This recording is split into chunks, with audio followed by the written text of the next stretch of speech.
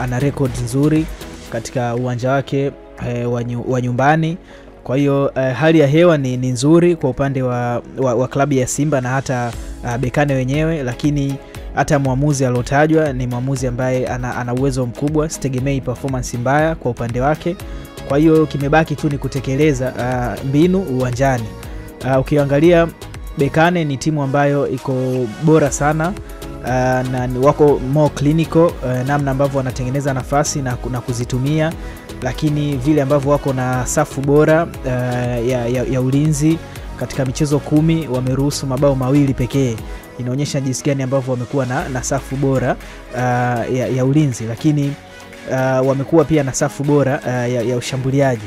Kwa hiyo ni timu ambayo imetimia, imekamilika kila idara.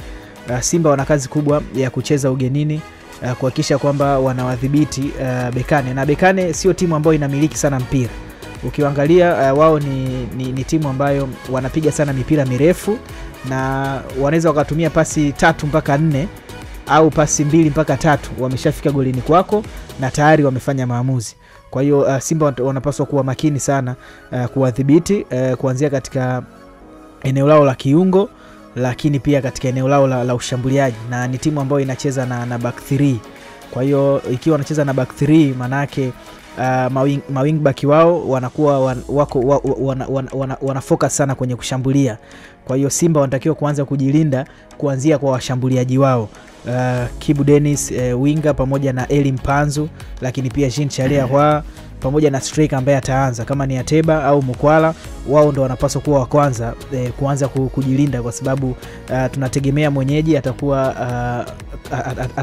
atamiliki mpira, lakini atakuwa anashambulia sana. Kwa hiyo lazima mgeni uwe bora katika kujilinda na kufanya mashambulizi ya kushtukiza. Watu ambao naona wanaweza kuwa msaada kwa upande wa klabu ya Simba ni Eli Mpanzu pamoja na Kibu, ambao wana uwezo wa kukaa na mipira, lakini wana uwezo wa kufanya maamuzi. Kwa hiyo ni game ambayo ni ngumu sana, hasa kwa Simba ambaye yuko ugenini ukilinganisha na rekodi nzuri za mpinzani, na huyu ni finalist wa msimu uliopita.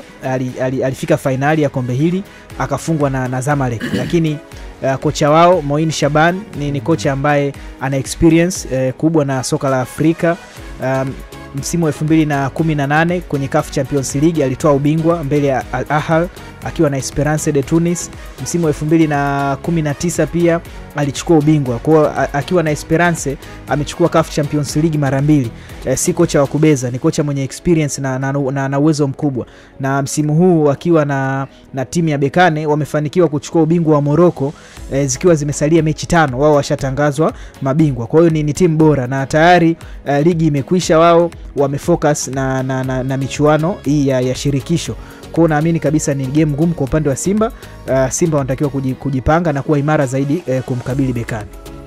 Sawa, Nation Mwambande, umeeleza vizuri sana kuhusiana na Mwalimu Shaban ambaye watu wengi sana usubiri yaeleweke mambo ndio unaweza ukaja moja kwa moja na kusema ni jiji gani, ni mji gani, lakini mpaka sasa hivi tunasema mchezo utachezwa hapa Tanzania. Yes, umezungumza vizuri.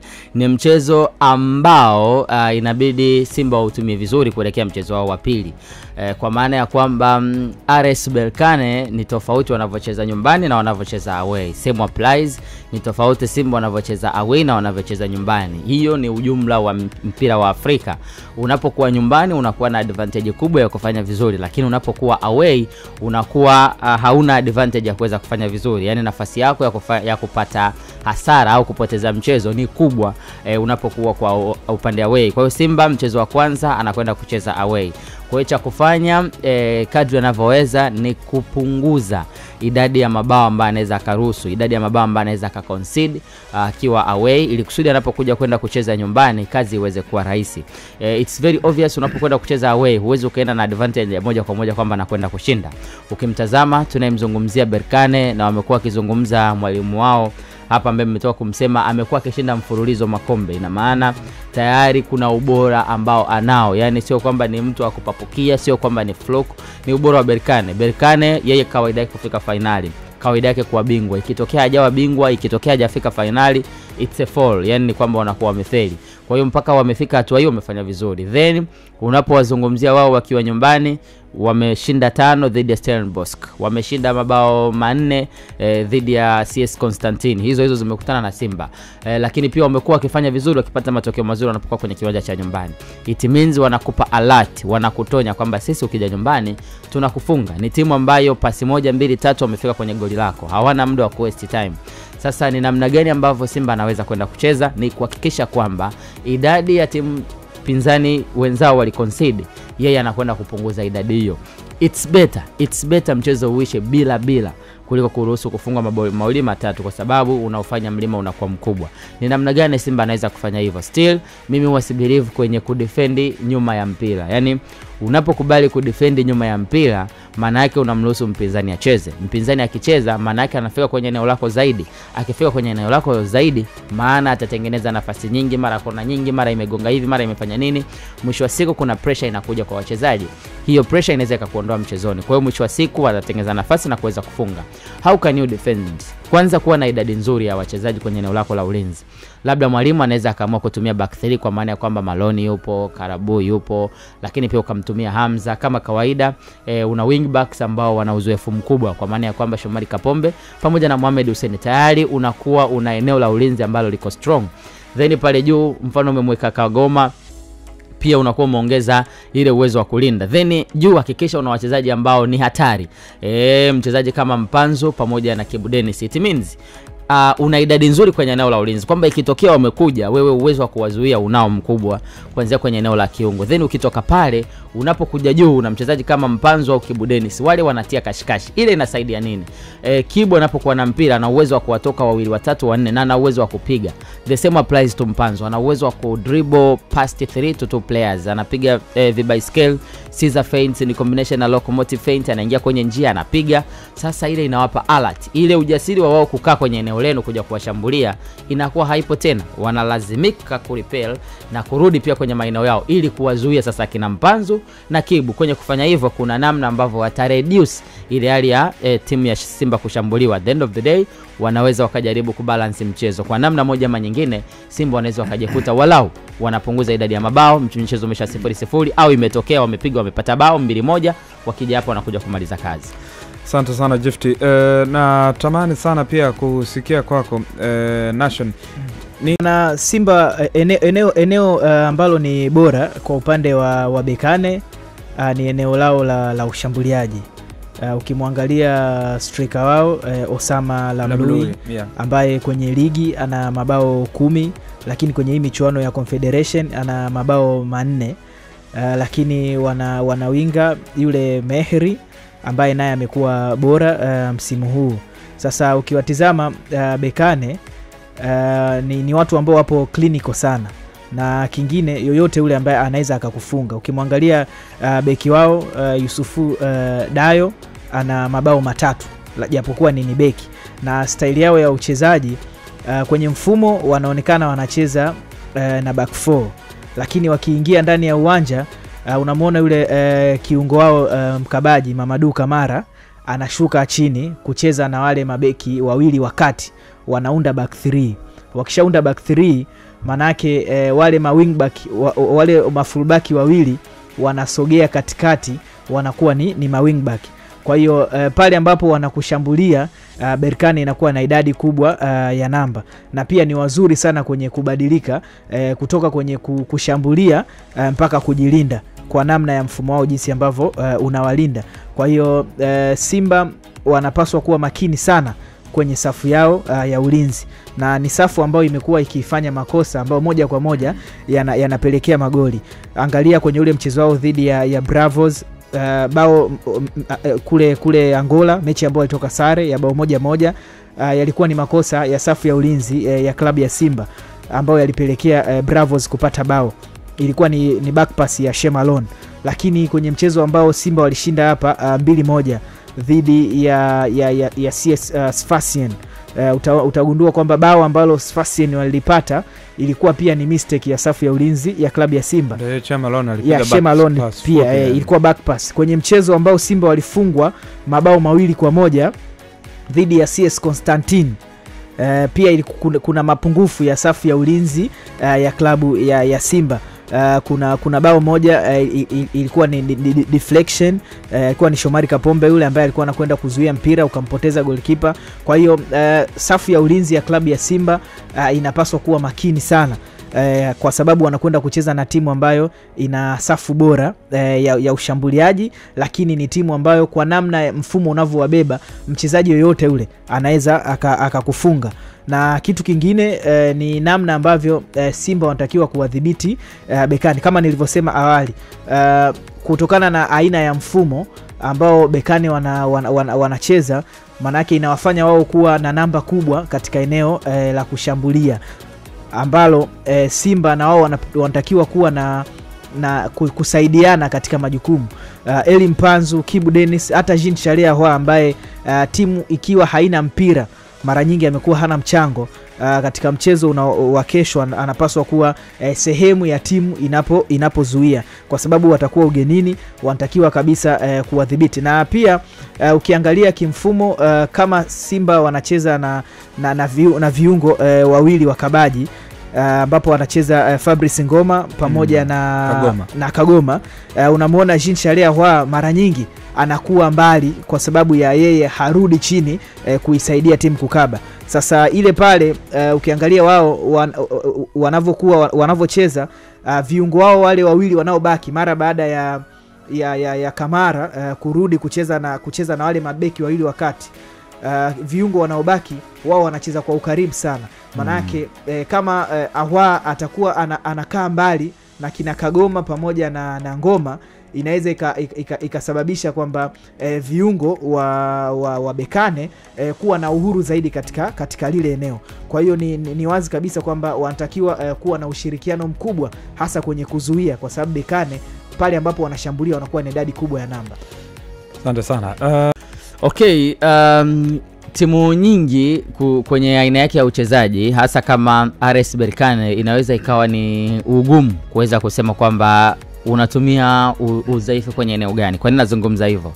Staili ya Berkane ya uchezaji, wawe nyumbani, wakiwa nyumbani wana strategic football, kwa maana ya kwamba pasi 1 2 3 wamefika kwenye eneo lako. Hivyo wanakaa zaidi wakiwa na idadi kubwa kwenye eneo lao la ulinzi, kitu ambapo huwezi ukasema kwamba wana udhaifu, kwa sababu namna ambavyo wanakuwa organized kuhakikisha kwamba wanazuia ni ya ubora wa hali ya juu sana. Wamepoteza mchezo mmoja pekee, almost wameconcede mabao 3 tu kwenye mashindano haya ya kombe la shirikisho. Sasa kwenye michezo yote waliocheza, alafu umeconcede mabao 3 pekee, inakuonesha ni jinsi gani wana ubora sana kwenye eneo lao la ulinzi. Then baada ya hapo ni timu ambayo haiji sana kwenye eneo lako, lakini ikija wanakuwa ni hatari. Sasa eneo Simba ambalo wanaweza wakalifanyia kazi ni hilo sasa, kwamba hawa hawaji sana, yani wenyewe wakija wanahakisha kwamba nafasi ambayo wanaitumia wanaoipata wanaitumia, ndio kikubwa wanachokifanya. Hawatengeneze nafasi nyingi, lakini wakitengeneza nafasi 7, nafasi 5 wamekufunga, na nafasi 2 pekee ndio hizo wanakuachia.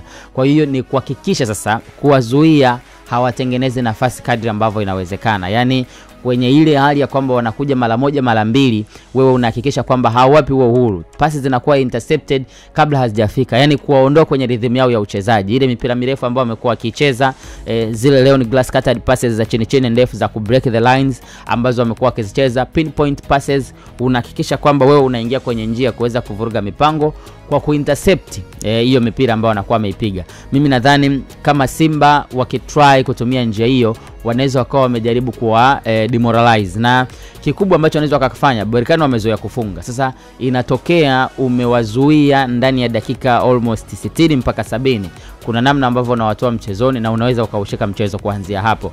Kwa hiyo ni Simba kuweza kuhakikisha kwamba wanazuia mipira mingi ambayo inakwenda kwenye eneo la kushambulia, lakini kitu kingine ni kupunguza idadi ya makosa kadri wanavyoweza.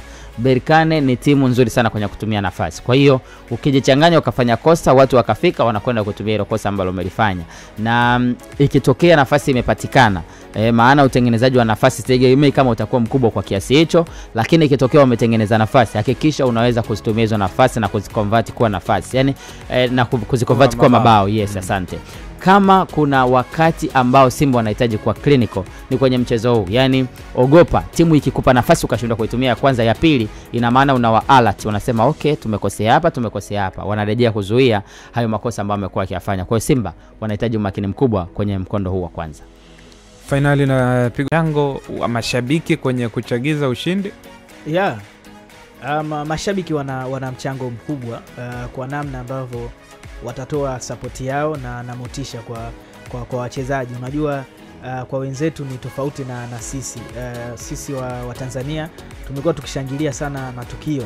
Mtu kapiga chenga au linakwenda ni shambulizi la hatari, ndio utaona watu wamesimama wanashangilia, alafu baadaye ile shambulizi likiisha unaona watu wametulia tena wanaendelea kusubiri. Kwa mataifa ambayo mashabiki wamekuwa na utamaduni wa kuimba, wa kushangilia kwa muda mrefu, wamekuwa inasaidia sana kwa wachezaji kuwa motivated, kufanya maamuzi, lakini pia kupambana na kujitoa. Angalia atmosphere ya uwanja wa Anfield, uwanja wa Liverpool, jinsi ambavyo imekuwa.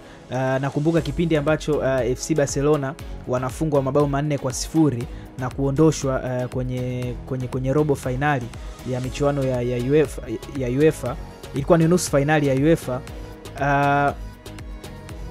Kocha wa Arsenal, Arsene Wenger, kipindi hicho anakuambia katika viwanja vigumu kucheza ni uwanja wa Anfield, hasa kwa wewe mgeni, kwa sababu ya atmosphere, namna ambavyo mashabiki wamekuwa wakipiga kelele, wakiimba nyimbo na wakiwa motivate wachezaji wao kupambana kwa ajili ya timu. Kwa hiyo mashabiki kiukweli wamekuwa na mchango. Ni namna tu ambavyo watakwenda kiwanjani na kupiga kelele, kushangilia na kuimba nyimbo ambazo zitawapa motisha wachezaji. Yaani ile hali ya mwenzako akifanya kitu anakuwa boot, kuna namna ambavyo inakutoa mchezoni. Yaani kwa mfano mchezaji alikuwa anajaribu kwenda kushambulia, dada amepiga mpira umekwenda juu, yaani uwanja uzao ulipuka labda sijui nini ile, kwa namna sasa yule anakuwa frustrated. Then huyu ambaye wakiwa nyumbani kwa idadi kubwa, kwa maana yake unakwenda kushambulia almanusura unakosa, watu wao wanainuka wanapiga makofi au dalis. Yani mfano mzuri ni hapa nyumbani. Mara nyingi hapa nyumbani watu wanakuwa wamekaa, yani hawana ile amshamsha, lakini ikitokea chenga imepigwa nini wanashtua kidogo. Sasa ikitokea timu imepata bao la kwanza wapo hivi, unaonaga kama baada ya pale huwa timu zinapata nguvu, kwa sababu ile vibe inakuwa ni kubwa. Yani mtu akienda tu kushambulia, kipigwa pasi diagonal pasi hivi inakwenda pembeni, afu mtu anakwenda kuiwai, watu wanavyoamka nini ile. Yeah, lakini unajua hata mashabiki wetu nao, mashabiki wa Kitanzania, hata style yao ya ushangiliaji nao inatoa motisha. Sio kwamba ni mbaya sana na sio kwamba hata Ulaya nao wanaimba muda wote. Kuna muda wanapoa kwa hata sisi ukienda uwanja wa Taifa Benjamin Mkapa, mashabiki kwa ile style yao tu, na hata pia wachezaji akiwa ndani ya pitch, akiona watu wengi waliojitokeza na wanashangilia, wanamsupport. Unaona kwa mfano mchezaji labda akifanya kosa, labda amepoteza mpira, vile watu wanavyolalamika, nenda kakabe, unaona inampa tu motisha. Kwa hiyo uwepo wa mashabiki unasaidia sana kwa wachezaji kuwa motivated, lakini na kuwa active kwenye mchezo, kuhakikisha kwamba wanavyocheza hawachezi kwa ajili yao tu. Kuna watu ambao wamelipa viingilio kuja kuwatizama wao, na watu wale wanahitaji furaha kupitia wao. Kwa hiyo mashabiki wana mchango mkubwa sana. Hata kwenye highline pressing huwa kuna kitu wanakiongeza. Pale goalkeeper ana mpira, then anataka kufanya mavitu, alafu mchezaji anakuja kupress pale, kuna namna ambavyo chukua ile kidogo, kuna namna inaongeza kitu. Sasa ile ukienda kwenye banda umiza, kuna mtu kipa akirudishiwa mpira anampigia kelele, utadhani kipa anamsikia. Sasa umeona juzi wakati nafanya mechi ile ya JKT na Fountain Gate FC, niliona JKT wakiwa na sijui kama ni wale watu wa service ama watu wa makuruti ama vipi, lakini waliingia na kundi lao moja, wakawa na mangoma makubwa kama mawili hivi bwana. Ile atmosphere nilipata kwa mara ya kwanza nchini Tanzania. Nilifeel ile atmosphere ambayo mara nyingi nimezoea kuiona Afrika Kaskazini. Ilikuwa ni likipigwa ile dupo ting ile mechi yao na Fountain Gate FC. Kwa mtu yoyote aliyokuwepo uwanjani, wallahi alivutiwa na kile kitu. Alipata uhondo. Test ya kipekee. Tena wale si wana bendi. Na ile bendi yao mara nyingi. Na zile change, kwa sababu mara nyingi JKT tumewazoea wao na Tanzania Prisons. Wao na brass band zile. official kabisa. Alafu lakini sasa wale watoto wale waliokuwa wanapiga juzi bana wazo limepigwa ile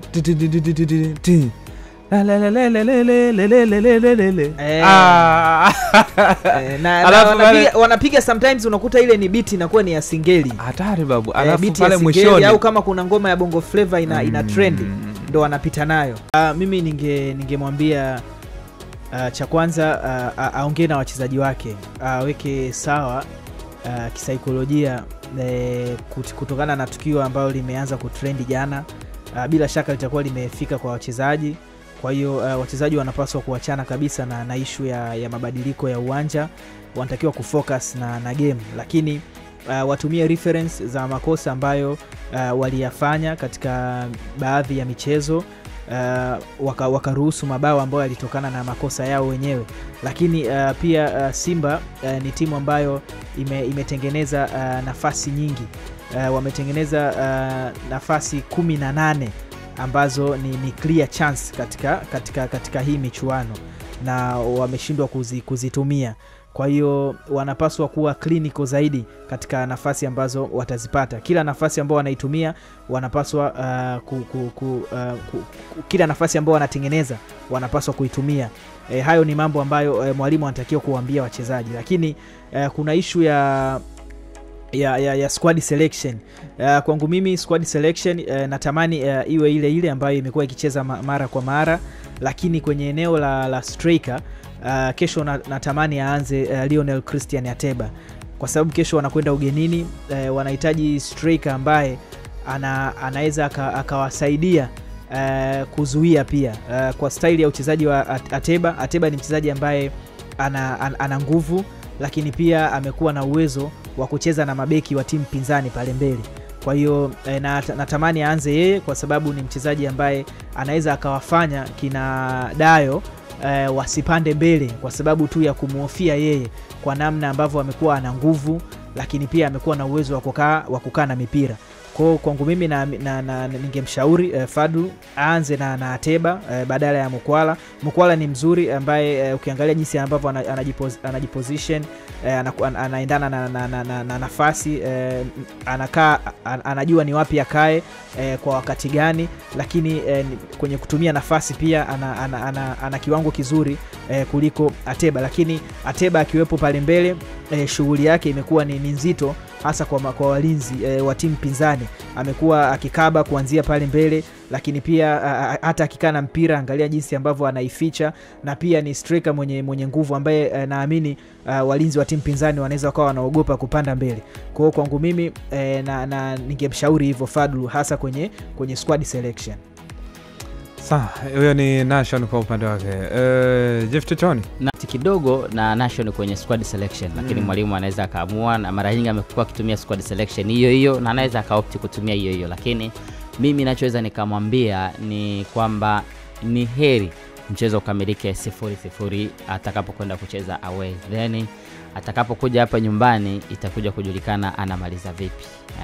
Ndio eneo muhimu ambalo naweza nikaligusia. Kwa hiyo sasa kama anataka mchezo ukamilike 0-0, kuna kitu cha tofauti ambacho nategemea kukiona kwenye squad selection, kwa maana ya kwamba anaweza kaanza labda na back 3, kitu ambacho hatujaona akifanya kabisa Fadlu Davids, kwamba umuone Karabucha Mo, Chefendo Malone na Abdulrazak Hamza wote wameanza. Then kwenye pembeni kuna wachezaji ambao Shomari pamoja na Mohamed Hussein ambao wamekuwa bora kwa muda mrefu. Tayari kuna utofauti ambao atakuwa ameuleta, lakini atakuwa amestick kwenye ulinzi zaidi kwa idadi ya wachezaji. Kumbuka hapo anaweza kaopti pia kumuongeza Kagoma hapo juu, tayari unaona kabisa. Then juu kukiwa kuna tu wawili ambao wana heka, kwa maana ya kwamba Mpanzu pamoja na Kibu Dennis Prosper. Mimi naamini hao wawili ile heka inaweza tu ikasaidia kwenye kwenda kushambulia, lakini pia kuwazuia Berkane kuja. Kwa hiyo kikubwa ambacho naweza nikamwambia mwalimu, at least unaondoka kule bila kuruhusu nyavu zako kutikiswa. Ikitokea umefunga, it's very okay,